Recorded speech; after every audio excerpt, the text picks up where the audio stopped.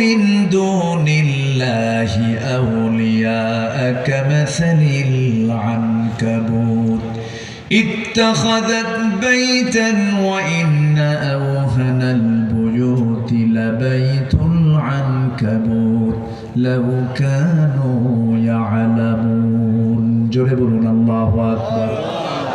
যারা আল্লাহকে ছেড়ে অন্য কোন অভিভাবক গ্রহণ করবে তাদের দৃষ্টান্ত হলো মাকড়সার মতো। আমার বন্ধুগণ, মাকড়সার ঘরগুলো আমার আপনার বেডরুমের মধ্যেও কিনতে হয়। সে সুন্দর করে কোনায় কোনায় বাসা বানায়, কিন্তু এত দুর্বল, সামান্য বাতাসে সামান্য ফোঁ দিলে সব লন্ডভন্ড হয়ে যায়। আবার আল্লাহ রাব্বুল আলামিন কামাসালিল আনকাবুত বলেছেন। জিওলজি গবেষণা করে দেখেছে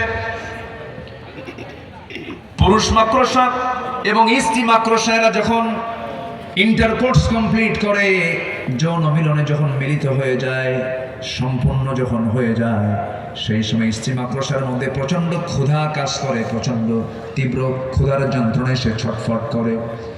স্ত্রী মাকড়সা করে কি, ক্ষুধার যন্ত্রণা মেটানোর জন্য স্বামীকে কামড় মেরে মেরে ফেলে দিয়ে তার দেহবাসে সে খেয়ে ফেলে তার ক্ষুধা নিবারণ করার জন্য। তাহলে বলুন, আল্লাহ রাব্বুল আলামিন যে মাকড়সার উদাহরণটা দিয়েছেন, যারা আল্লাহকে বন্ধু না বানায় অন্য কাউকে বন্ধু বানাবে, তাদের দৃষ্টান্ত হলো মাকড়সার সংসারের মতো।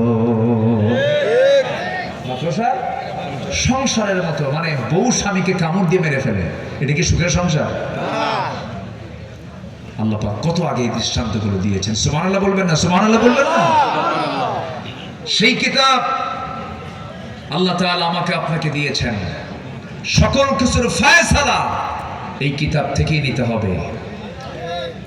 কোরআন দিয়ে নামাজ চলবে, কোরআন দিয়ে রোজা চলবে, কোরআন দিয়ে সকল ইবাদত চলবে, কোরআন দিয়ে ক্যান্টনমেন্ট চলবে, কোরআন দিয়ে সচিবালয় চলবে, কোরআন দিয়ে রাষ্ট্র চলবে। গালিতে বহু শুনেছি 16 বছর, ওই সমস্ত গালি আর চলে না। আমাদেরকে বলেছে রাজাকার। কি বলেছে? রাজাকার। আপনাদের প্রাণপ্রিয় লিডার তো বলেই গেলেন, আমরা কেউ পালায়া যায় নাই। আমাদেরকে রাজাকার বলে গালি দিয়েছে। আমরা একদিনের জন্য পাকিস্তান যাই নাই, কিন্তু হিন্দুস্তানের রাজাকাররা সব হিন্দুস্তানে গিয়ে পালায় বসে আছে। আমরা দেশকে ঠিকই ভালোবাসি।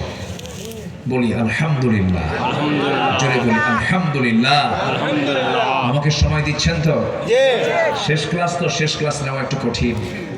খালি চিন্তা হয় কখন বাড়ি যাব, কখন বাড়ি যাব। সময় দিচ্ছেন তো আপনারা সবাই?